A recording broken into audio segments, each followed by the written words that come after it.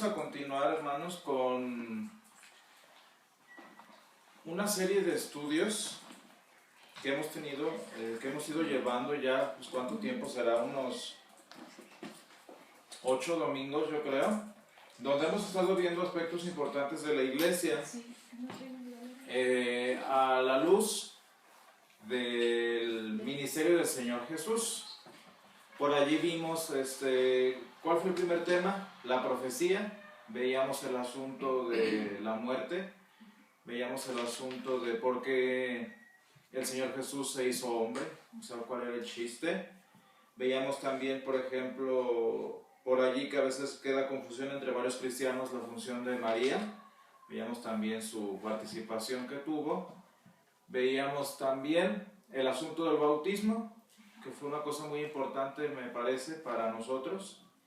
Y el domingo, la última clase que tuvimos, estuvimos hablando sobre el sacramento del altar, ¿sí? El día, me parece que el próximo domingo continuaremos con este tema del sacramento del altar, porque me gustaría que estuvieran todos, ¿sí? Entonces, el día de hoy me gustaría explicar algo que, como tema en sí, es particular de nuestra iglesia, nada más, pero como enseñanza, ¿no? Como enseñanza, las iglesias antiguas, obviamente la iglesia católica, ¿no?, lo enseñan también, que es el tema de los medios de gracia, ¿sí? Los medios de gracia, yo les platicaba y habíamos visto algo por allí alguna vez. Los medios de gracia es como precisamente un medio a través del cual Dios da su amor. Veíamos que los medios de gracia son las maneras en las que se manifiesta el Espíritu Santo. Y solo y nada más a través de los medios de gracia el Espíritu Santo se manifiesta en la iglesia, nada más.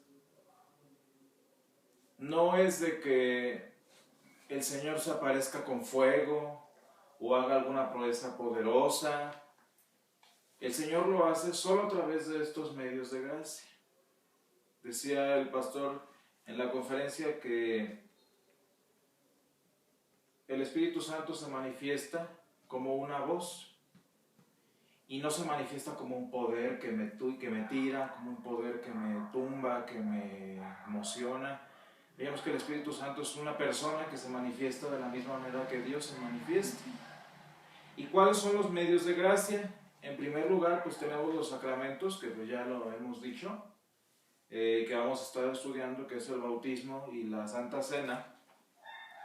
Pero el día de hoy me gustaría que habláramos sobre el otro medio de gracia. No es que uno sea mayor que el otro, simplemente para tener un orden, que es la palabra. El Espíritu Santo se va a manifestar, si no es a través del sacramento, es a través de la palabra de Dios. Nada más a través de la palabra de Dios. Hasta aquí vamos claros, ¿verdad? La palabra de Dios. Y entonces decimos que un medio de gracia es la palabra de Dios. Quiere decir que la palabra como tal es un camino, es como una tubería a través de la cual la gracia de Dios fluye a nosotros. Y lo hace de una manera sobrenatural. ¿Sí? ¿A qué me refiero con sobrenatural? Que nosotros no lo podemos entender, no es algo que nosotros estemos diseñados para captarlo en su totalidad. Entonces decimos que la palabra de Dios es el medio a través del que Él mismo nos habla. ¿Sí? La palabra de Dios no nada más es ese libro, sino es las maneras en las que el Señor se comunica con nosotros. Todas las maneras que el Señor utiliza para comunicarse con nosotros y mostrarnos su palabra. La palabra de Dios. Yo no sé si ustedes alguna vez han leído esta Biblia, es la versión 1960. Esta Biblia que tenemos aquí es 1909, o sea, es la versión anterior a esta. Y todavía tiene español antiguo. De tal manera que si ustedes lo leen, sí se entiende bastante, Pero más el Antiguo Testamento es difícil a veces de entenderlo porque utiliza palabras y expresiones que nosotros ya no. Por ejemplo, dice, en lugar de le dijo, dice el español antiguo, díjole, o pidióle. Entonces, es español antiguo que a veces a nosotros nos cuesta trabajo. Esta Biblia, por ejemplo, la 60 también tiene español antiguo que cuesta trabajo a veces también entenderlo. Pero lo que estamos hablando el día de hoy de la palabra de Dios como un medio de gracia es que no necesitamos entenderle. Porque yo les voy a hacer una pregunta. ¿Quién de ustedes entiende la totalidad de lo que dice la palabra de Dios? Ni los pastores con más experiencia.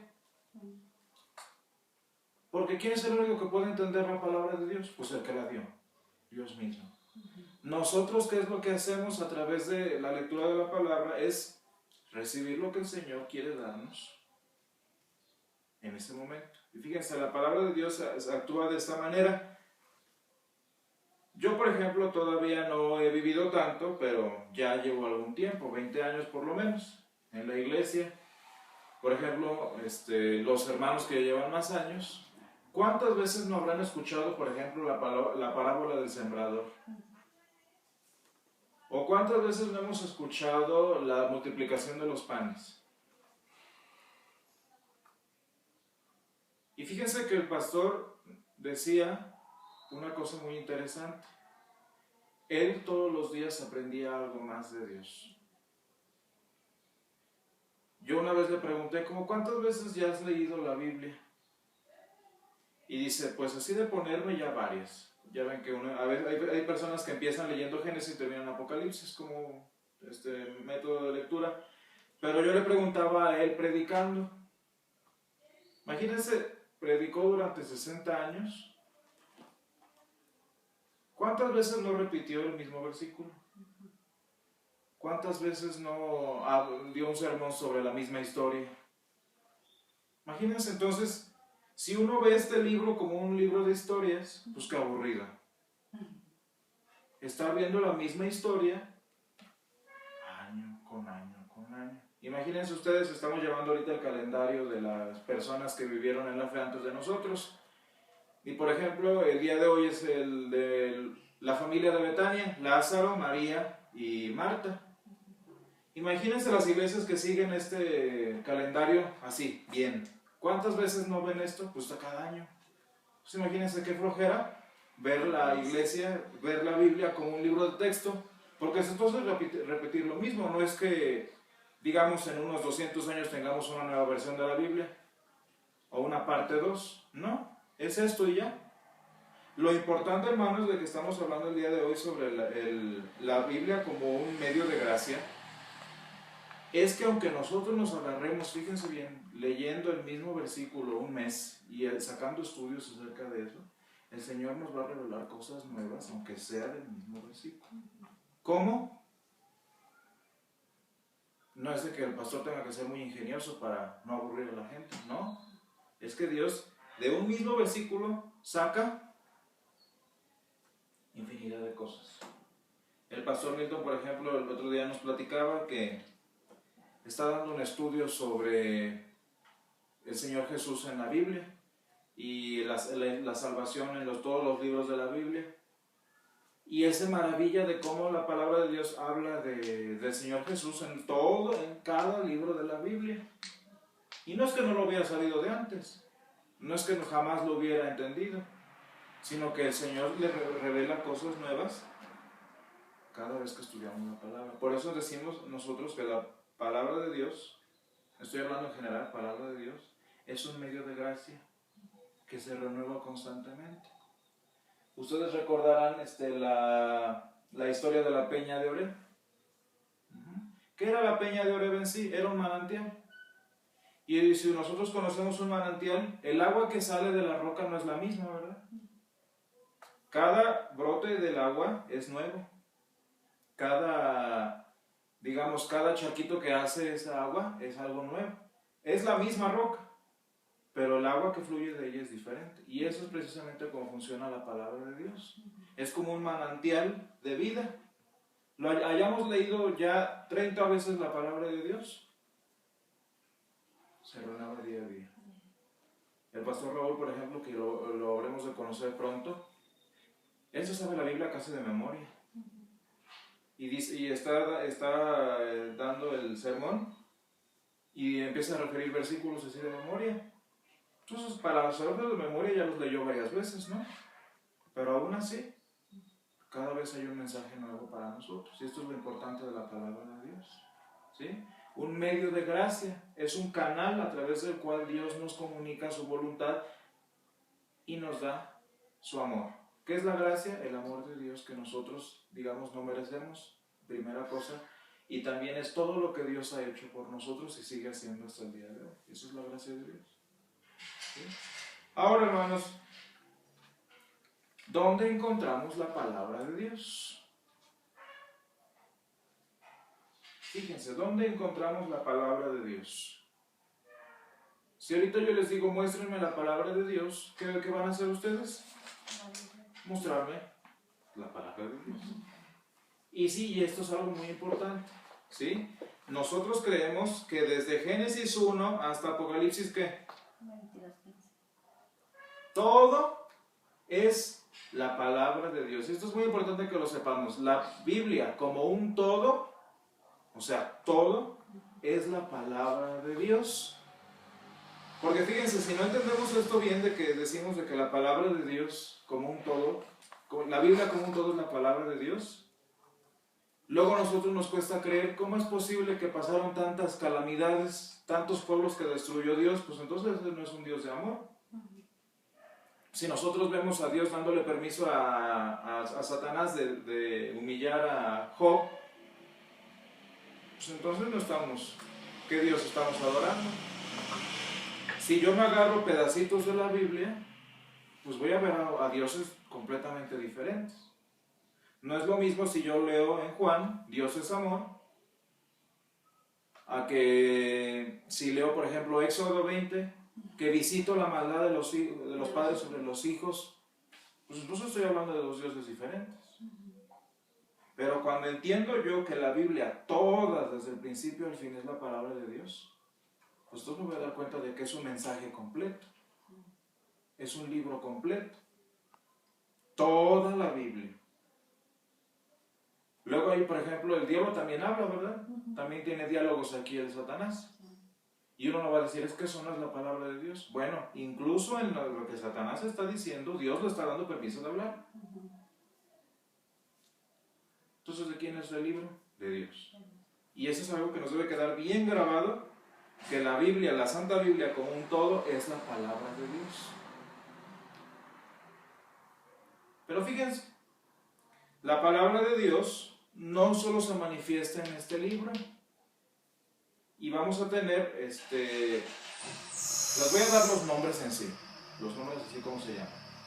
En primer lugar, en la iglesia tenemos estos conceptos que suenan raros, ¿sí? Ellos salieron a través del desarrollo y la evolución de la iglesia misma, ¿sí? El primero de todos estos fue la fonografía, así se le llama, fonografía. ¿Qué quiere decir fonografía? Fono, sonido, grafía es escrito. Antes, hermanos, que nos debe quedar bien claro, en el tiempo de los apóstoles, en el tiempo de Pedro, de Pablo, pues no había Biblia. ¿Cómo es que la iglesia empezó a crecer? A través de su predicación, a través de la voz de ellos. Entonces, la gente, imagínense, pues no tenían la palabra de Dios. ¿De dónde ellos recibían la palabra de Dios? De la boca de los apóstoles. Y esto es algo muy interesante. Se la sabían todo. Y vaya, la historia de Jesús se la sabían bien porque acababa de pasar. Sí. Es como si a uno de nosotros nos preguntan qué pasó hace 50 años, hace 20 años. Pues lo sabemos. Y entonces esto es algo muy importante. La palabra de Dios no siempre estuvo escrita. Entonces, en primer lugar, los primeros cristianos que recibieron la palabra de Dios, tan palabra de Dios como esta, fue a través de la predicación. Y esto, hermanos, continúa el día de hoy. Que se llama púlpito, es la manera en la que nosotros también, como congregantes, recibimos la palabra de Dios. Aquí está en letras, ¿verdad? Aquí está en voz. ¿Sí? Entonces esto es algo muy importante que nosotros tengamos en cuenta. ¿Sí? Tenemos la doxografía, que sería la otra con X, doxografía. Si ustedes se acuerdan de la palabra doxología, viene en algunos epígrafes de la Biblia. Doxología, ¿qué es doxología? Palabra de adoración, palabra de alabanza. Cuando nosotros, hermanos, cantamos, por eso es importante cantarle a Dios. Porque cuando estamos cantando nosotros o cuando escuchamos un canto, nosotros estamos recibiendo de alguna manera también la palabra de Dios. Pero fíjense, por eso es muy importante qué música escuchamos. Porque luego yo oigo que hay veces que hay canciones y nada más con ponerle la palabra Jesús ya es cristiana. No, pues de eso no se trata, o sea. Fíjense, por ejemplo, de Adrián Romero tiene alabanzas muy bonitas. Que otros conozco yo, por ejemplo, Jaime Murrell tiene también varias. Vaya, puedo decirles yo de muchos. Pero luego hay otros que son canciones de superación personal y con que al final, antes de la última nota le pongan Jesús, ya es cristiana. ¿Y eso? Pues eso no es. Fíjense cómo encontramos la palabra de Dios en música así, perfecta, en la liturgia. Si ustedes abren el culto cristiano, que fue lo que le mostramos el otro día, dice que Señor te envía de nosotros, le tenemos el gloria al Padre, al Hijo, tenemos también el gloria a Dios en las alturas. ¿De dónde sacó eso la iglesia? ¿Se lo inventó? ¿Dónde dice gloria a Dios en las alturas? En la palabra de Dios. Entonces es la misma palabra de Dios, nada más que aquí está escrita en letras y aquí en notas. ¿Se fijan cómo es abundante la palabra de Dios? Entonces, esta que sería la doxografía, alabanza escrita, digamos, es la música. Después de que los apóstoles empezaron a predicar, que fue la primera, tenemos un número 2 que es a través de las alabanzas. Esas liturgias que ahorita les acabo de decir son casi tan antiguas como la iglesia. ¿Por qué nosotros la recibimos? Porque nosotros venimos jalándolo desde... Muchos de los cantos que aparecen allí fueron compuestos por Lucas. Entonces imagínense qué antiguo es. ¿Sí? ¿Hasta aquí vamos claros? ¿En qué otra manera se manifestó la palabra de Dios? Yo les voy a platicar esto. Cuando uno va a evangelizar o a predicar a comunidades así de esas que están... La gente sabe leer. Por ejemplo, yo he tenido la oportunidad de estar en comunión con un ministerio de ayuda a los enfermos y son gente que está necesitada. Y la mayoría de esta gente que está necesitada no sabe leer. Y si no sabe leer, tampoco sabe qué. Entonces imagínense, hermanos, si yo llego y les doy Biblias. Había un misionero que de muy buen corazón, tenía un helicóptero así todo viejo, pero volaba. Y entonces se iba en las comunidades lejanas y soltaba Biblias. Y eso está muy bien, pero si la gente no sabe leer, ¿de qué le sirve un libro si no se sabe leer? Y entonces, ¿qué tenemos como tercer elemento de la manifestación de la palabra de Dios? La iconografía, que yo ya les había platicado por allí. ¿Cuáles son las tres que llevamos ya? Fonografía, doxología. Ajá. Y tenemos entonces ahora la iconografía. ¿Qué es un icono? Me imagino que todos nos hemos parado ya enfrente de la computadora y vemos que la computadora tiene un montón de botoncitos. ¿Sí? Esos botoncitos del internet, de Facebook, todo lo que tiene la computadora, todos esos botoncitos se llaman iconos. ¿Qué es lo que hace un icono? Yo les pregunto a los que saben usarlos. Yo sé usarlos, pero no tan bien. El icono de Facebook es el dibujito de la F, pero ese iconito no es Facebook, ¿verdad? ¿Qué es lo único que hace ese iconito? Si yo le doy clic, me lleva a Facebook, pero ese iconito no es Facebook. Por ejemplo, si vemos en internet, si vemos en la computadora, tenemos el cuadrito de Excel, por ejemplo, de Word, para escribir.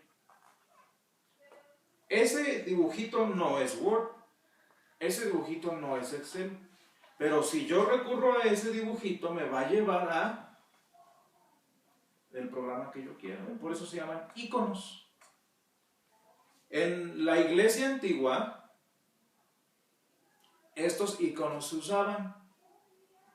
Pero si queremos hablar de Facebook, tenemos un iconito que nos representa Facebook, que entonces iba yo a usar para que me representara en este caso a Jesús.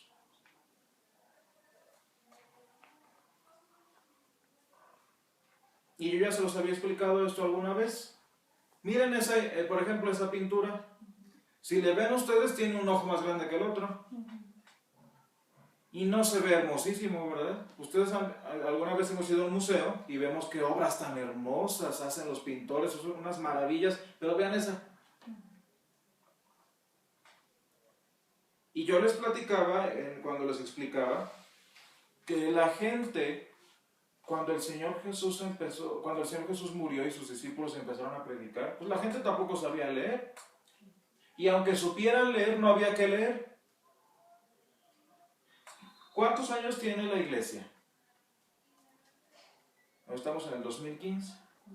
Tiene más o menos esa edad, 2015 años tiene la iglesia.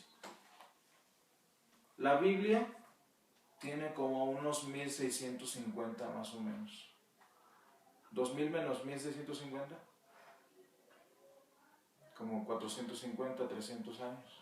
Imagínense nada más esa situación. 300 años de vida de la iglesia sin Biblia. Y no había. Muchos textos del Nuevo Testamento se perdieron, otros en los que los juntaban, en los que los traducían. Imagínense, se llevaron 300 años en formar este libro. Entonces, ¿cómo le hacía la gente para recibir la palabra de Dios si no había este libro? A través de las imágenes.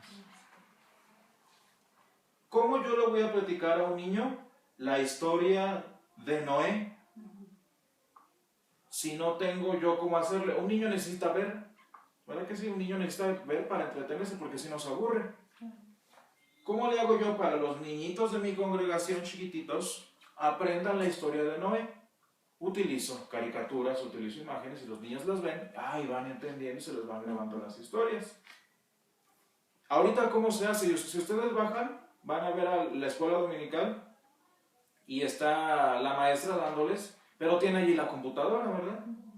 Y entonces tiene allí en la computadora imágenes de un Noé que se le ocurrió al que lo dibujó, tiene un barquito que se parece al que se imaginó él. Y eso es lo que la maestra está utilizando para que el niño aprenda. Pero hace 2000 años no había ni computadora, no había ni arte muy así para pintar Mona Lisas. ¿Cómo le hacía el pastor? Pues a como podía. Y agarrando sus pinceles y sin ser artista, él se agarraba pintando. ¿En dónde? En la pared. Y nada más así iba a poder captar la atención de los niños. Y ustedes todavía pueden constatar eso. En Asia, hoy donde está Turquía, Afganistán, todos esos países cerca de Israel, ustedes van a ver unas montañas que están como medio feas. No se ven montañitas así bonitas, verdes como las de aquí. No son como montañas como de pura roca, así feas. Y esas montañas como de rocas tienen hoyitos. Bueno, esas cavernas adentro de esas montañas fueron las primeras iglesias. Allí no era como que compramos un terreno y nos juntamos donde queremos. No, porque si lo agarraban a uno, ¿qué le hacían? Entonces, ¿dónde? Vámonos allá a la montaña, a adorar a Dios allá. Y allá donde nadie los encontraba, formaban sus iglesias, ¿en dónde? En cuevas, escondidos. Y ustedes pueden ir todavía y ver las iglesias donde incluso San Pablo predicó. ¿Se acuerdan que en Hechos habla de la iglesia en Antioquía, de la iglesia en Listra? Menciona un montón de iglesias. Esas iglesias, algunas todavía existen. Y ustedes pueden ir a ver esas cuevas donde San Pablo predicó, donde Juan predicó. Y ustedes van a verlas y van a ver todo, la pared de acá, el techo, y acá, allá atrás, acá enfrente, toda la iglesia llena de ¿qué? Yo me imagino a San Pablo explicando el asunto de la resurrección. ¿Cómo le explicaba, por ejemplo, a las personas que de veras no sabían nada de Dios? Yo me imagino a San Pablo parado, explicándoles así, y esto pasó, y así fue la cruz. ¿Cómo es que nosotros sabemos que la cruz fue así? Pues de alguna manera llegó a nosotros. Entonces ya tenemos cuántas maneras de que la palabra de Dios se ha manifestado a nosotros. Y la última ya es ahora sí la caligrafía. La caligrafía ustedes pueden ver que hasta es una materia en la escuela. ¿Qué enseñan a los niños en la caligrafía? Los tracitos, escribir. ¿Y qué es entonces la caligrafía? La palabra de Dios en letra. Pero ¿se fijan qué hermoso la palabra de Dios se manifiesta en nosotros? La palabra de Dios se adapta. Cuando alguien predica, debe comprender esto y adaptar también lo que va a predicar. Si yo, por ejemplo, vámonos a predicar a la costa, y yo me pongo a hablarles, no sé, de cultivo de tierra, no me van a entender. ¿Qué tengo que usar para que me entiendan? Pues, peces. Yo conozco, fíjense, esto es algo muy hermoso que yo he aprendido en la universidad. Yo tengo una amiga que es tarahumara, es indígena, y ella vive en la sierra de Chihuahua. Y su papá fue un sacerdote que se enamoró y se casó con su mamá. Una historia de amor muy bonita. Y entonces el Señor es una eminencia, ¿eh? Mi familia ya lo conoció. Habla español, obvio, griego, latín, hebreo, rarámuri y náhuatl. ¿Y qué se puso a él a hacer? Y él es una persona muy importante porque está traduciendo la primera Biblia al rarámuri. ¿Se fijan qué hermoso? Y él nos platicó una historia que la gente, déjenme me acuerdo, era un pueblo que la verdad ahorita no me acuerdo, pero su centro de vida era la papa. Este pueblo no conocía el pan, no sabe qué es el pan, porque pues en su pueblo, en su cultura, el pan no existe. Que era, así como nosotros comemos tortilla, ellos comían papa. Y esta persona, y una persona llegó a evangelizar allí, y les dice: Jesús dijo, yo soy el pan de vida. ¿La gente va a entender eso? ¿Qué es pan? ¿Qué es cordero? Hay muchos pueblos que no saben ni idea qué son las ovejas. ¿Qué tuvo que hacer esta persona? Fíjense, y esta persona empezó a traducir también la palabra de Dios. En lugar de usar pan, yo soy la papa. Y a nosotros nos da risa porque conocemos las dos. Pero para que la gente pudiera entender la profundidad de la necesidad que nosotros tenemos de Dios, en lugar de usar pan, Jesús dijo: yo soy la papa de la vida. Porque si no, pues la gente no entiende. Y es lo mismo que Dios hizo con su palabra. A ver, la gente no sabe leer, pues no la voy a obligar a leer. Aprende a leer para que conozcas la palabra de Dios. Pues la iglesia tuvo que hacerle de algún modo para que la gente recibiera la palabra de Dios. Y si no se iba a poder escrita, entonces a través de imágenes, de cantos, de todo lo que ya hemos visto hasta el día de hoy. ¿Estamos claros? ¿Se fijan cómo funciona la palabra de Dios? De tal manera, hermanos, que cuando alguien predica la palabra de Dios, es eso lo que está predicando. No lo que yo pienso, no lo que a mí me parece, sino estoy predicando la palabra de quién. Si nosotros vemos este libro como un texto, es muy interesante, pero a mí no me va a traer nada a mi corazón si lo veo como un simple texto. Si yo veo lo que el pastor predica en el púlpito como ideas del pastor, voy a empezar a pensar, ay, es que lo está diciendo por mí. Un señor le dijo al pastor, ¿usted qué me sabe? Porque el pastor dio su sermón y esta persona estaba enojada y llegó con el pastor y le dijo, ¿usted qué me sabe?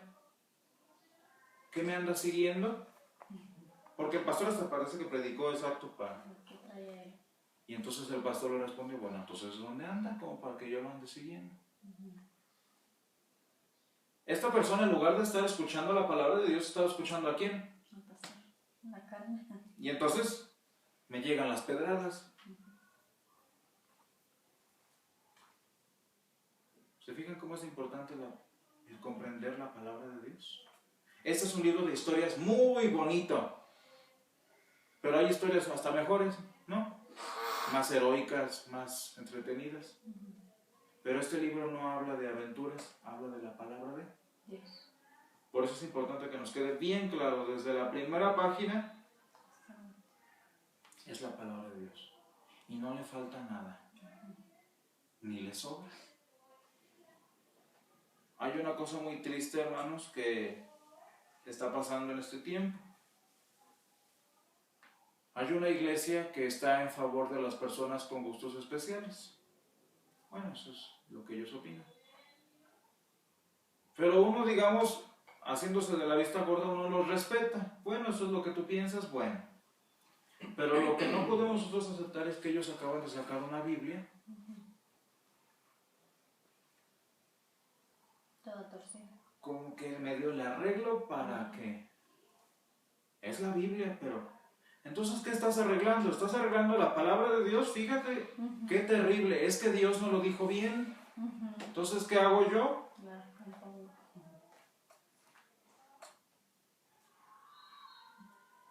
Busquen en sus concordancias y luego, bueno, eso es muy trágico. Vamos a ver otra cosa más chistosa.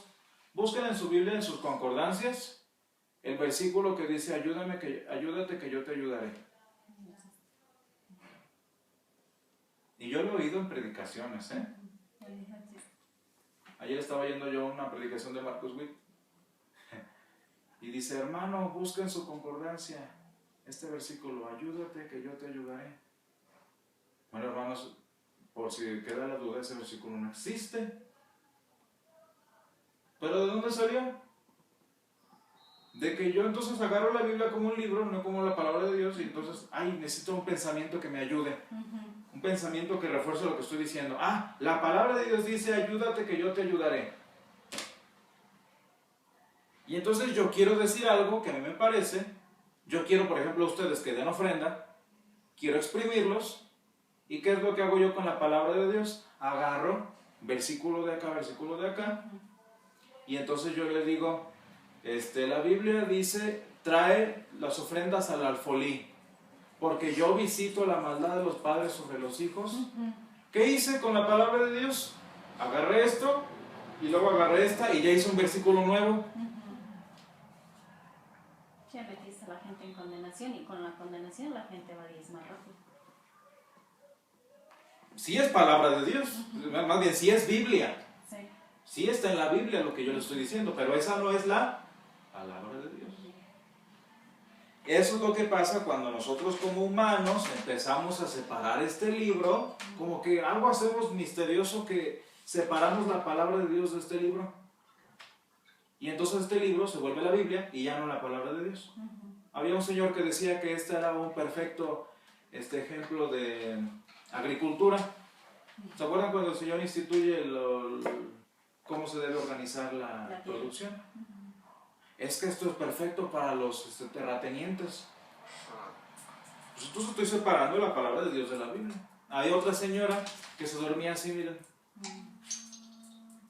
Esta señora padecía de pesadillas. Entonces, agarraba su Biblia y se dormía así. Y según ella ya no tenía pesadillas. Y luego se levantaba y su Biblia estaba tirada en el piso. Pues este libro tampoco es magia. Allí tenemos algunas Biblias. Cuando se hacen muy viejas, ¿qué hacemos con ellas? Las quemamos. Y no por eso estamos quemando la palabra de Dios. Pero es eso, hermanos, separar la Biblia de la palabra de Dios. Y separando la Biblia de la palabra de Dios, se vuelve un libro de historias, un libro mágico, un libro histórico y todo lo que nosotros le podamos inventar. Y fíjense, hermanos, que eso que ahorita estamos haciendo con la palabra de Dios es lo que pasó con las imágenes. ¿Qué empezamos a hacer? ¿Qué empezó la gente a hacer con las imágenes? Empezó a separar su propósito de la palabra de Dios. Y entonces quito la palabra de Dios y ¿en qué se convierte la imagen? En idolatría.